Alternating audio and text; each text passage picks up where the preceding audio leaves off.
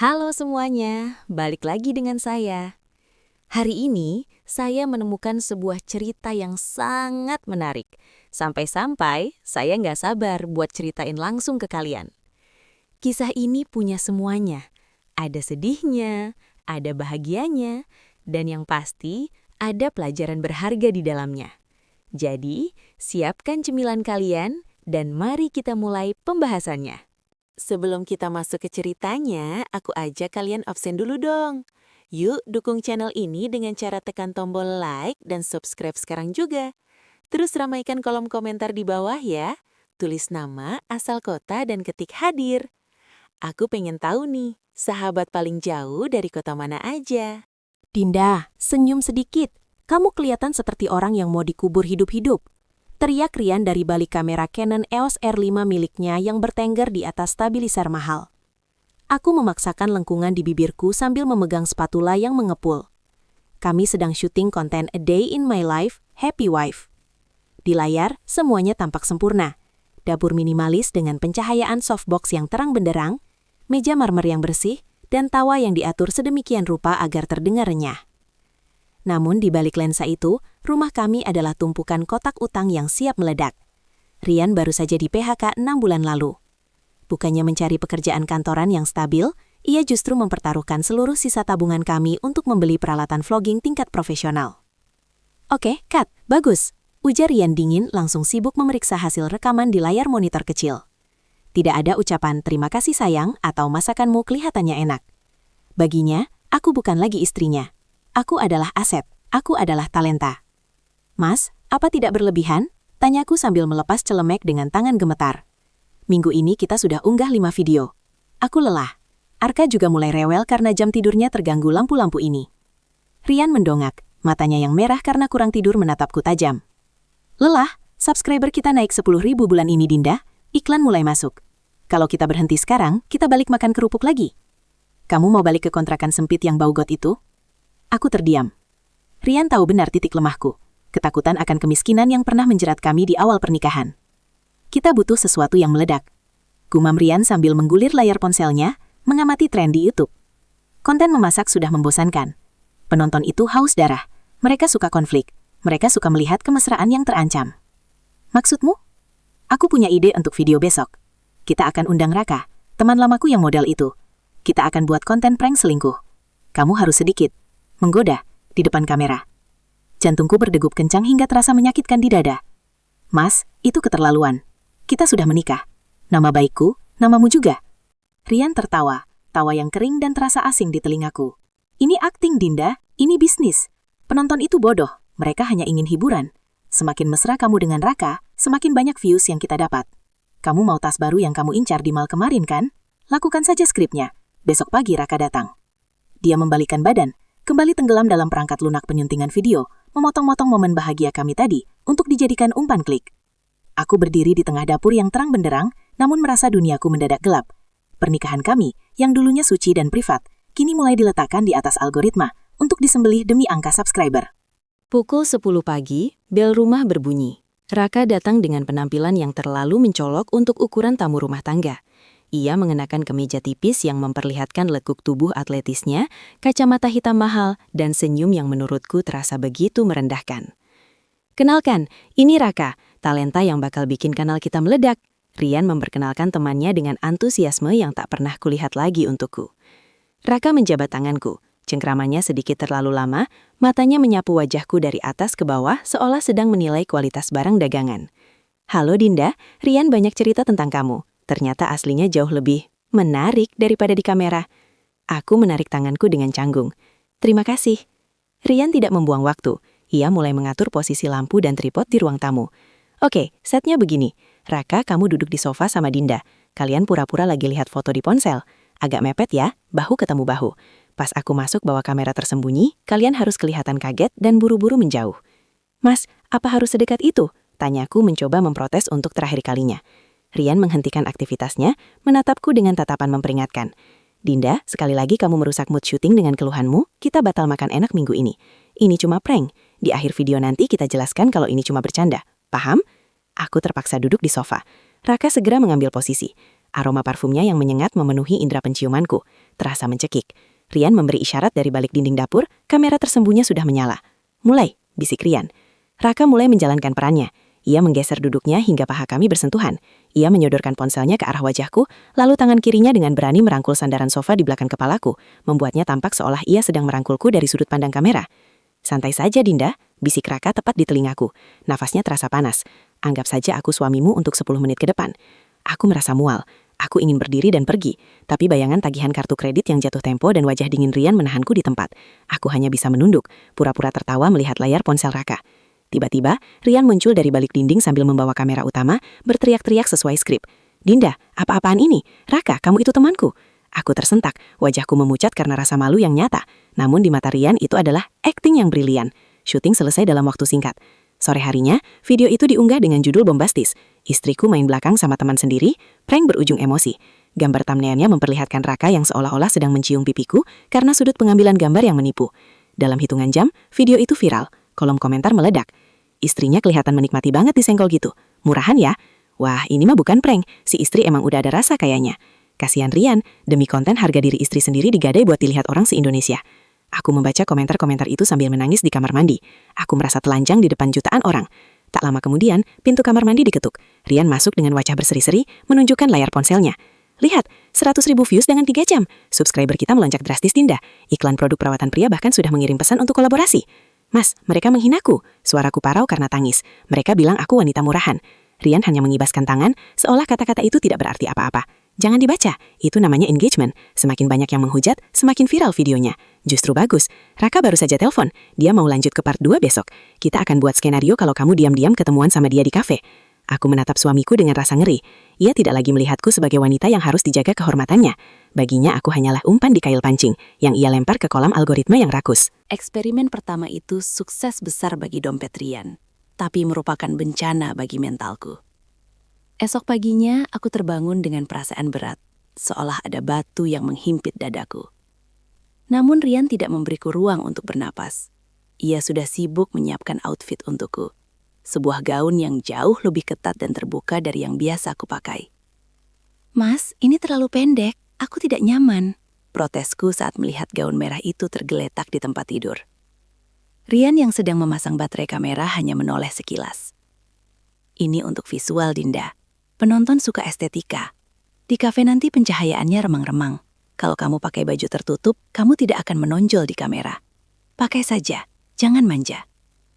Setengah jam kemudian, Raka kembali muncul.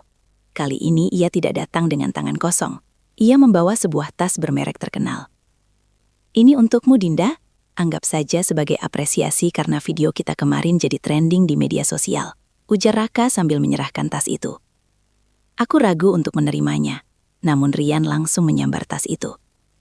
Wah, keren banget. Kamu lihat kan, Dinda? Raka saja menghargaimu. Ayo, pakai tasnya untuk syuting di kafe nanti. Kami pergi ke sebuah kafe bertema industrial yang sudah disewa Rian selama 2 jam. Rian mengambil posisi di lantai atas, menggunakan lensa jarak jauh, telefoto, agar kesannya seperti kamera pengintai atau paparazzi. Aku dan Raka duduk di meja sudut bawah. Skripnya begini, instruksi Rian lewat pesan WhatsApp di grup bertiga. Dinda, kamu harus kelihatan lagi curhat sama Raka. Raka, kamu ambil tangan Dinda, elus pelan seolah lagi menenangkan. Dinda, kamu pura-pura menangis sedikit.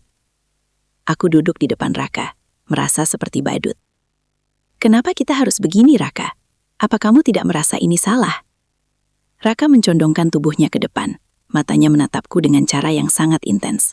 Ia tidak melakukan instruksi Rian segera, ia justru menatap bibirku. Ini bisnis, Dinda. Tapi jujur saja, akting denganmu adalah bagian paling menyenangkan dari pekerjaanku akhir-akhir ini. Ia kemudian meraih tanganku sesuai skrip. Namun alih-alih hanya mengelus punggung tanganku, jemarinya mulai masuk ke sela-sela jariku, menggenggamnya dengan erat dan posesif. Aku mencoba menarik tanganku, tapi ia menahannya. Dinda, diam, bisik Raka. Matanya melirik ke arah kamera Rian di atas. Suamimu sedang merekam. Berikan dia gambar yang bagus kalau kamu mau dia terus tersenyum padamu. Rasa munal itu kembali. Aku terpaksa menunduk, menutupi wajahku seolah sedang menangis. Dari kejauhan aku bisa melihat Rian mengacungkan jempol dengan wajah penuh semangat. Ia tampak begitu puas melihat istrinya digenggam erat oleh pria lain. Selama itu berarti resolusi videonya tajam dan dramatis.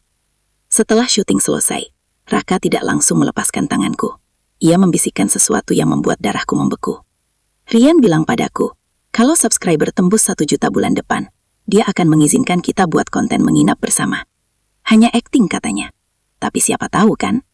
Aku tersentak dan segera berdiri. Aku berlari menuju Rian di lantai atas. Mas, kita pulang sekarang. Aku tidak mau lagi. Rian tampak kesal karena aku memutus momentum syutingnya. Apa sih Dinda? Sebentar lagi. 1 adegan lagi pas kalian jalan ke parkiran. Mas, Raka bicara yang tidak-tidak. Dia bilang kamu setuju buat konten menginap. Rian terdiam sejenak. Lalu ia menghela napas panjang seolah-olah akulah yang menjadi masalah di sini. Dinda, itu cuma ide brainstorming. Kita butuh rencana jangka panjang. Lagi pula, itu kan cuma untuk kamera. Kenapa kamu jadi sensitif sekali? Raka itu teman. Dia cuma bercanda. Pada titik itu, aku menyadari sesuatu yang mengerikan. Rian bukan hanya sedang menjual citraku. Ia sedang perlahan-lahan menjual jiwaku. Baginya, batasan antara kenyataan dan konten sudah sepenuhnya hancur lebur oleh kilauiyah angka AdSense. 2 minggu berlalu, dan hidupku bukan lagi milikku. Rumah kami telah berubah menjadi studio film 24 jam. Setiap sudut ruangan dipenuhi kabel, lampu LED, dan kamera yang siap merekam. Kanal YouTube kami, Rian dan Dinda Real Life, telah menembus angka 500.000 subscriber. Pertumbuhannya eksponensial, persis seperti yang Rian impikan. Namun, harga yang harus kubayar adalah privasiku. Rian kini telah menyusun jadwal mingguan yang ia tempel di pintu kulkas. Senin, kencan buta Dinda dan Raka. Selasa, Rian melabrak. Part 4. Rabu, edit dan upload. Kamis, staycation content setup. Mas, kapan kita punya waktu berdua tanpa kamera? Tanyaku saat melihatnya sibuk mengatur jadwal unggahan di laptop. Arka sudah sering bertanya, kenapa ayahnya selalu memegang kamera dan kenapa ada paman Raka terus di rumah kita. Rian bahkan tidak menoleh. Jari-jarinya menari di atas papan ketik. Harka masih kecil. Dia tidak akan paham kalau ayahnya sedang berjuang buat masa depannya. Kamu lihat kan, kita sudah bisa melunasi 2 cicilan kartu kredit bulan ini. Algoritma menyukai interaksimu dengan Raka. Penonton mulai membuat kubu #Tim Rian dan #Tim Raka. Kita harus terus menyuapi mereka dengan konten. Tapi ini bukan lagi sekadar konten, Mas. Aku harus pergi makan siang dengan Raka 2 kali seminggu. Tanpa kamu. Kamu hanya memantaunya lewat alat pelacak di ponselku. Rian akhirnya berbalik. Wajahnya tampak pucat dan kuyu, namun matanya memancarkan kegilaan yang dingin. Itu pekerjaan, Dinda. Raka itu profesional. Dia dibayar untuk membuatmu terlihat ragu di kamera. Kalau kamu tidak pergi, retention rate video kita bakal anjlok. Kamu mau kita jatuh miskin lagi? Kamu mau Arka sekolah di tempat murahan? Aku terbungkam. Kata-kata itu selalu menjadi senjata pamungkasnya. Siang itu, aku terpaksa pergi ke sebuah restoran mewah untuk kencan rutin. Rian tidak ikut. Ia hanya memasang mikrofon kecil di balik kemejaku dan memintaku memakai kacamata hitam yang dilengkapi kamera tersembunyi. Di restoran, Raka sudah menungguku. Ia tampak sangat menikmati perannya. Kamu terlihat cantik hari ini, Dinda. Merah memang warnamu, ujar Raka sambil menuangkan air ke gelasku. Bisa kita selesaikan ini dengan cepat? Aku ingin pulang, kataku datar. Raka tertawa. Suaranya terdengar sangat percaya diri. Kenapa buru-buru? Rian bilang dia butuh durasi minimal 10 menit untuk adegan ini. Dia ingin kita terlihat sedang berdebat tentang perasaan. Raka kemudian mencondongkan tubuhnya ke arahku. Ia mengambil selembar tisu dan perlahan mengusap sudut bibirku, seolah-olah ada noda di sana. Gerakannya sangat lambat, sangat intim. Aku tahu kamera tersembunyi di kacamataku merekam semuanya. Kamu tahu, Dinda? Bisik Raka. Rian itu jenius dalam hal bisnis, tapi dia bodoh dalam hal menjaga. Dia benar-benar membiarkan istrinya pergi denganku berkali-kali hanya demi angka di layar ponselnya. Apa kamu tidak merasa murah ditukar dengan viewers? Hatiku mencelos. Ucapan Raka benar, dan itu menyakitkan karena datang dari mulut orang yang membantunya melakukan itu. Jangan sok tahu tentang pernikahanku. Balasku tajam, meski suaraku bergetar. Malamnya, saat Rian menyunting video tersebut, ia tertawa puas melihat adegan Raka mengusap bibirku. Wah, ini emas? Gold? Serunya girang. Dinda, lihat ini. Penonton pasti bakal menggila. Kita akan kasih judul, hampir hilaf. Dinda dan Raka makin berani. Ini bakal tembus 1 juta views dalam semalam. Aku berdiri di ambang pintu kamar, melihat suamiku yang tertawa bangga menyaksikan istrinya diperlakukan seperti itu oleh pria lain. Di detik itu, aku menyadari bahwa Rian bukan lagi pria yang menikahiku karena cinta. Dia adalah seorang manajer yang sedang mengeksploitasi bakatnya hingga habis, dan bakat itu adalah harga diriku. Rencana besar yang selama ini dibisikkan Rian akhirnya tiba. Konten staycation. Rian telah memesan sebuah villa mewah di daerah puncak dengan pemandangan pegunungan yang sangat privat. Namun bagiku, ini bukan liburan. Ini adalah panggung eksekusi bagi sisa-sisa kehormatanku. Dinda, ini skenario paling penting, ujar Rian sambil menunjukkan papan tulis kecil di bagasi mobil. Kita akan buat seri 3 bagian. Bagian pertama, kedatangan diam-diam kamu dan Raka. Bagian kedua, aku menemukan lokasi kalian. Bagian ketiga, konfrontasi besar. Mas, kita harus menginap, tanyaku dengan suara serak. Arka bagaimana? Arka dititipkan ke Mama. Sudah, jangan bahas itu terus. Fokus. Raka sudah di sana. Kamu akan masuk ke villa itu sendirian, aku akan ambil gambar dari drone agar kesannya seperti investigasi detektif swasta. Saat aku tiba di villa, kabut tipis mulai turun. Raka sudah menunggu di ruang tengah dengan segelas minuman di tangannya. Suasana villa itu terlalu romantis, terlalu sunyi. Rian tidak ada di sini. Ia berada di sebuah pondok kecil sekitar 500 meter dari villa, memantau segalanya melalui kamera pengawas yang ia pasang di setiap sudut ruangan, termasuk di dalam kamar tidur. Selamat datang di sarang kita, Dinda, goda Raka. Ia mengenakan jubah mandi, seolah-olah ia baru saja selesai mandi. Itu bagian dari skrip yang diminta Rian. Aku duduk di sofa, merasa sangat kecil.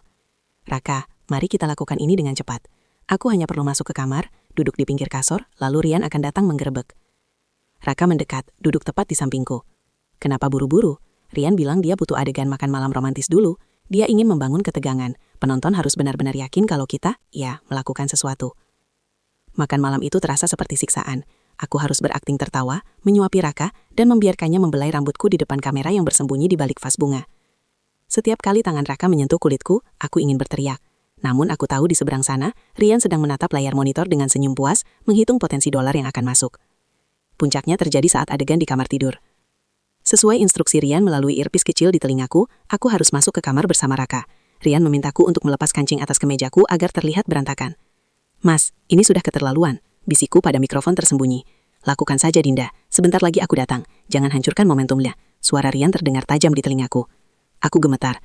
Raka mulai menjalankan perannya dengan intensitas yang menakutkan. Ia mendorongku perlahan ke atas kasur. Wajahnya hanya berjarak beberapa senti dari wajahku. Aku bisa merasakan detak jantungnya. Ini sudah di luar batas akting. Raka, cukup, bisikku ketakutan. Rian tidak datang-datang, Dinda, bisik Raka. Matanya gelap oleh sesuatu yang bukan lagi akting. Dia sengaja lama-lama di sana agar dia dapat gambar yang bagus. Dia tidak peduli padamu, tapi aku peduli. Tiba-tiba, Raka mencoba menciumku secara paksa.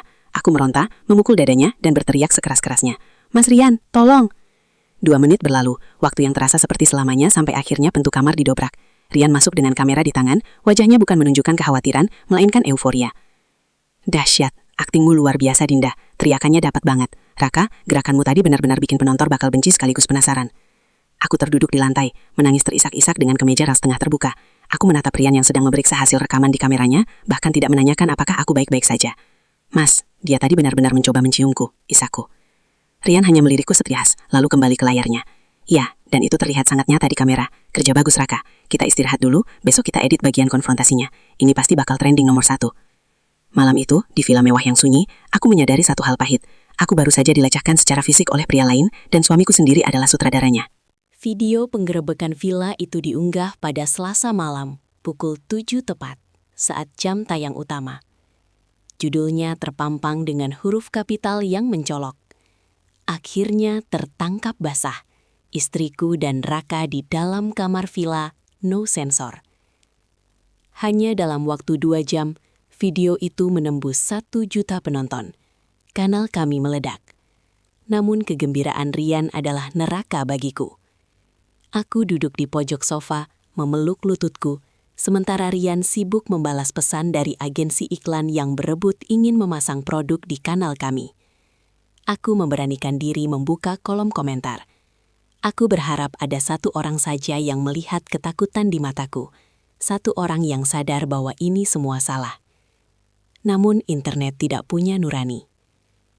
Gila, si Dinda kancingnya udah kebuka gitu. Fix ini mah bukan akting lagi, emang udah doyan. Kasian Rian punya istri kayak gitu. Jelas-jelas dia yang kegatelan duluan pas makan malam. Wanita murahan, demi tas branded rela tidur sama teman suaminya. Jijik liatnya. Komentar-komentar itu seperti pisau yang mengiris harga diriku. Tidak berhenti di sana, akun Instagram pribadiku diserbu. Foto-fotoku bersama Arka dipenuhi hujatan. Ibu macam apa kamu? Semoga Arka tidak melihat ibunya jadi tontonan mesum 1 negara. Mas, Tolong hapus videonya, bisikku. Air mata mulai menetes membasahi ponselku. Dampaknya sudah keterlaluan. Orang-orang menghujatku, Mas. Mereka menghina Arka. Rian mendesak keras, meletakkan laptopnya dengan kasar. Dinda, berapa kali harus kubilang, jangan dibaca. Hujatan itu adalah uang. Semakin banyak orang marah, algoritma YouTube semakin mendorong video kita ke beranda orang lain. Kita sedang di puncak, jangan jadi perusak suasana. Tapi ini hidupku, Mas. Tadi sore pas aku ke minimarket, ibu-ibu di sana menatapku seolah aku ini sampah. Guru sekolah Arka bahkan menelpon, bertanya apakah keluarga kita baik-baik saja. Rian berdiri, mendekatiku dengan tatapan dingin. Dengar, Dinda. Guru sekolah itu hanya iri karena gaji setahunnya bisa kita hasilkan dalam semalam dari video ini. Biarkan mereka bicara. Kamu ingin Arka tetap sekolah di sana? Kamu ingin rumah ini tetap punya listrik? Diam dan nikmati hasilnya. Keesokan harinya penderitaanku berlanjut. Sebuah akun gosip besar mengunggah cuplikan video tersebut dengan narasi. Influencer Day diduga selingkuh beneran, lihat tatapannya ke Raka, gak bisa bohong. Duniaku semakin sempit, aku merasa seperti pesakitan di penjara yang kacanya transparan. Di tengah keputusasaanku, sebuah pesan masuk ke ponselku dari nomor yang tak kukenal. Nomor tidak dikenal. Kamu terlihat sangat menderita di video itu, Dinda. Aku punya rekaman asli dari sudut pandang lain yang tidak dipotong oleh suamimu. Mau lihat betapa jahatnya dia mengatur semuanya? Jantungku berhenti berdetak sejenak. Aku menoleh ke arah Lian yang sedang asyik menghitung estimasi pendapatan AdSense bulan ini. Aku mulai menyadari bahwa di balik kamera yang merekamku, ada kamera lain yang mungkin sedang merekam kebusukan yang lebih besar. Rian datang kepadaku dengan wajah yang sangat serius, namun matanya memancarkan kegairahan seorang pemburu. Ia memegang sebuah draft skenario baru setebal 10 halaman. Di sampulnya tertulis, The End of Us, episode 1, Gugatan. Ini adalah puncak dari segalanya, Dinda. Ucapnya tanpa sedikit pun rasa bersalah. Kita akan membuat konten perceraian. Penonton sudah sangat benci padamu setelah video villa itu. Sekarang, kita beri mereka apa yang mereka mau. Aku menceraikanmu secara dramatis di depan kamera. Aku menatapnya dengan rasa tidak percaya yang amat sangat. Mas, kamu mau kita cerai demi konten? Apa kamu sudah kehilangan akal sehat? Tentu saja hanya settingan, Dinda. Kita hanya perlu mendaftarkan gugatan palsu atau sekedar membuat drama di depan kantor pengadilan. Setelah views-nya mencapai target 10 juta, kita buat video klarifikasi dan rujuk. Pikirkan berapa banyak sponsor yang akan masuk untuk video rujuk kita. Aku tidak menjawab. Kepalaku pening. Aku merasa seperti robot yang dipaksa menari di atas bara api. Saat Rian pergi ke kamar mandi, ponselnya yang tertinggal di atas meja bergetar. Sebuah pesan WhatsApp dari Raka muncul di layar kunci. Raka, rekening gue udah masuk termin kedua, tapi ingat janji Lorian, setelah konten gugatan ini, gue punya waktu eksklusif sama Dinda tanpa kamera. Lo udah tanda tangan kontraknya, jangan ingkar. Duniaku serasa berhenti berputar. Tanganku gemetar saat aku memberanikan diri membuka ponsel Rian.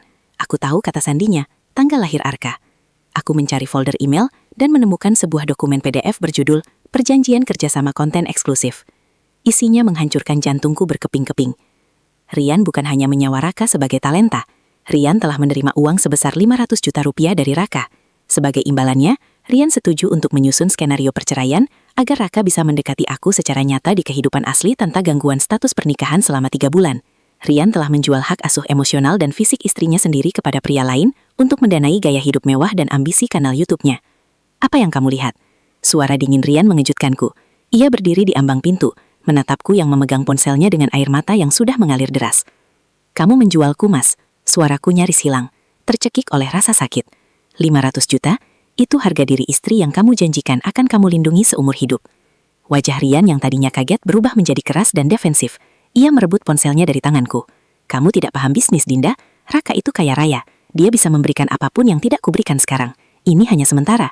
Uang itu kupakai untuk investasi alat-alat baru dan deposit rumah atas namamu juga. Atas namaku, aku berteriak histeris. Kamu membiarkan pria lain membeliku agar kamu bisa punya kamera lebih bagus.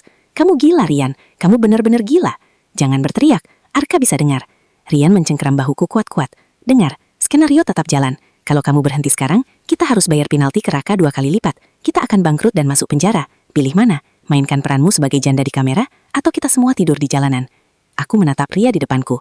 Ia bukan lagi manusia. Ia hanyalah sebuah mesin algoritma yang terbungkus kulit manusia. Di saat itulah, pesan dari nomor tidak dikenal tadi pagi kembali muncul di benakku. Aku sadar, aku tidak bisa lagi melawan lewat jalur peran yang ia buat. Aku harus menghancurkan panggungnya. Malam itu, aku tidak bisa memejamkan mata. Rian tidur di sampingku dengan sangat nyenyak, seolah-olah dia tidak baru saja menghancurkan seluruh hidupku. Setiap kali ia bergerak dalam tidurnya, aku merasa jijik. Aku segera beranjak dari tempat tidur dan menuju kamar mandi, lalu mengunci pintunya rapat-rapat. Aku mengambil ponselku dan membalas pesan dari nomor tidak dikenal itu. "Siapa kamu? Dan rekaman apa yang kamu punya?" Hanya butuh beberapa detik sampai balasan itu masuk. Nomor tidak dikenal. Aku kru kamera lepas yang pernah disewa Rian secara rahasia untuk memasang kamera blind spot di villa kemarin. Aku punya rekaman di mana Rian dan Raka tertawa sambil membahas taruhan berapa lama kamu akan bertahan sebelum menangis. Aku benci melihat cara mereka memperlakukanmu. Pesan itu menyertakan sebuah tautan video singkat. Aku membukanya dengan tangan bergetar.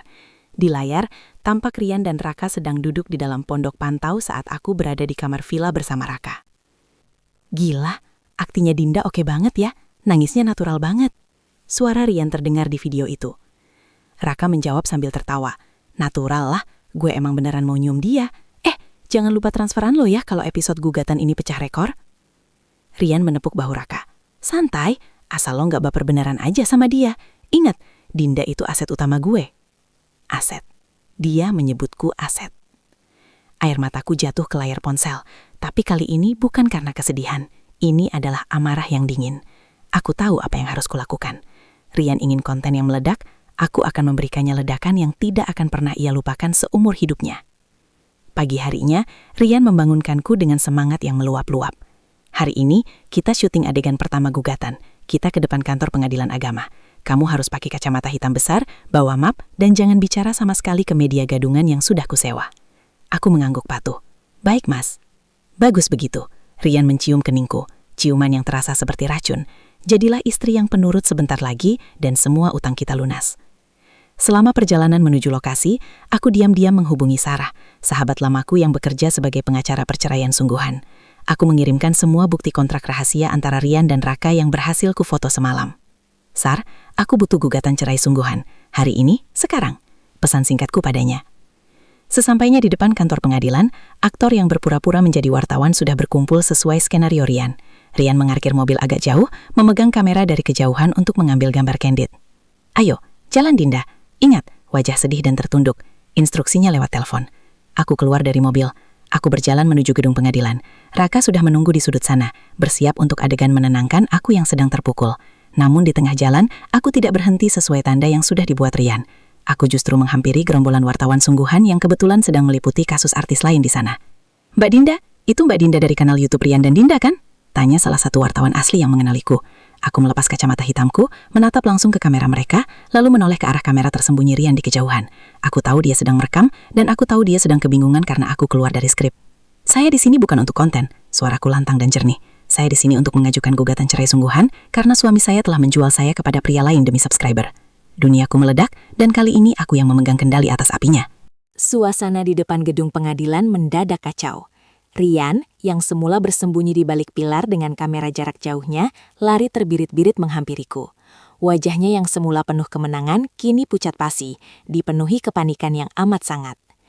Dinda, apa-apaan kamu? Kembali ke mobil sekarang! Bentaknya sambil mencoba menyambar lenganku. Kameranya masih menggantung di leher, lensa mahal itu kini bergoyang tak beraturan. Wartawan-wartawan asli kini mulai mengerumuni kami. Kilatan lampu flash menyambar-nyambar seperti petir di siang bolong. Mas Rian, benarkah ada kontrak penjualan istri? Mbak Dinda, apa maksudnya dijual demi subscriber? Jangan dengarkan dia sedang mendalami peran. Ini hanya bagian dari konten. Teriak Rian kepada para wartawan. Suaranya melengking tinggi karena takut. Ia menatapku dengan mata melotot, berbisik penuh ancaman. Dinda, tutup mulutmu, atau aku hancurkan kamu sekarang juga. Aku melepaskan cengkeramannya dengan sentakan kuat. Kamu sudah menghancurkanku sejak lama, Rian. Aku tidak kembali ke mobilnya. Aku masuk ke mobil Sarah, pengacaraku, yang sudah menunggu di lobi. Di dalam mobil, tanganku masih gemetar, tapi pikiranku jernih. Aku mengeluarkan ponsel, membuka aplikasi YouTube, dan menekan tombol Go Live. Halo semuanya, suaraku bergetar di depan kamera depan ponselku sendiri. Kali ini tanpa lighting mahal, tanpa skrip, dan tanpa filter. Mungkin kalian mengenal saya sebagai istri bahagia di kanal Rian and Dinda Real Life. Tapi hari ini, saya ingin menunjukkan pada kalian apa yang sebenarnya terjadi di balik lensa. Dalam hitungan detik, jumlah penonton melonjak dari ratusan menjadi puluhan ribu. Notifikasi masuk bertubi-tubi. Rian, yang rupanya sedang memantau dari ponselnya di luar, mulai menggedor kaca mobil Sarah dengan brutal. "Dinda, matikan! Aku perintahkan matikan!" teriaknya dari luar. Aku mengabaikannya. Aku mulai menunjukkan dokumen PDF kontrak dengan Raka ke arah kamera. Aku memutar video pendek dari kru kamera rahasia yang menunjukkan Rian dan Raka menertawakanku di villa. "Ini adalah kontrak senilai 500 juta rupiah, kataku sambil menahan tangis. Suami saya menerima uang ini agar pria bernama Raka bisa memiliki akses kepada saya setelah konten perceraian selesai. Setiap tangisan saya di video villa itu nyata, karena saya dilecehkan, sementara suami saya menonton lewat monitor sambil menghitung views." Kolom komentar live streaming bergerak secepat kilat. "Astagfirullah, ini lebih gila dari film horor. Rian iblis berbaju manusia. Pantesan aktingnya terlalu nyata, ternyata beneran disiksa mentalnya." Di luar, Rian tampak putus asa. Ia mencoba merusak wiper mobil Sarah, berteriak-teriak seperti orang gila hingga akhirnya petugas keamanan pengadilan meringkusnya. Dari kejauhan, aku melihat Raka yang semula menunggu di sudut jalan, langsung memutar balik mobil mewahnya dan melaju kencang, mencoba melarikan diri dari skandal yang mulai membara. "Mulai hari ini," ujarku ke arah kamera, menatap langsung pada puluhan ribu orang yang menonton. "Kanal itu bukan lagi tentang hidup saya. Saya memilih untuk logout dari sandiwara ini. Saya tidak peduli dengan subscriber, saya hanya ingin harga diri saya kembali." Aku mematikan live streaming itu. Ponselku langsung dibanjiri panggilan dari nomor Rian dan Raka, tapi aku segera mematikan daya perangkat itu. Aku bersandar di kursi mobil, menatap gedung pengadilan yang perlahan menjauh. Lensa yang selama ini memenjaraku telah pecah, dan meski serpihannya melukaiku, aku akhirnya bisa melihat dunia dengan mata kepalaku sendiri lagi. Kehancuran Rian terjadi lebih cepat daripada proses unggah video ke YouTube. Dalam waktu kurang dari 24 jam, kanal Rian dan Dinda Real Life kehilangan ratusan ribu subscriber. Semua merek yang bekerja sama dengan mereka mencabut kontrak secara sepihak, menuntut ganti rugi atas pencemaran nama baik. Rian ditangkap polisi atas tuduhan tindak pidana perdagangan orang (TPPO) terselubung dan eksploitasi seksual melalui penipuan identitas konten. Saat ia digiring keluar dari kantor polisi untuk dibawa ke sel tahanan, kamera-kamera media sungguhan mengepungnya, sebuah ironi yang menyakitkan. Ia yang dulu memuja lensa, kini harus menunduk menghindari sorotannya. Raka pun tak luput dari hukum. Kontrak yang kutunjukkan menjadi bukti keterlibatannya dalam skema kotor tersebut. Ia mencoba menggunakan kekuasaan uangnya, namun kemarahan publik terlalu besar untuk diredam.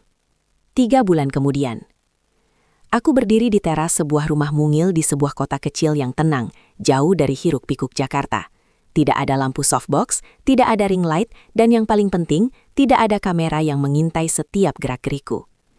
Arka sedang bermain di rumput halaman depan. Ia tampak jauh lebih ceria. Tidak ada lagi orang asing yang datang ke rumah menyebut dirinya paman demi konten. Arka kembali memiliki ibunya secara utuh, bukan seorang talenta yang sibuk menghafal skrip. Ponselku bergetar.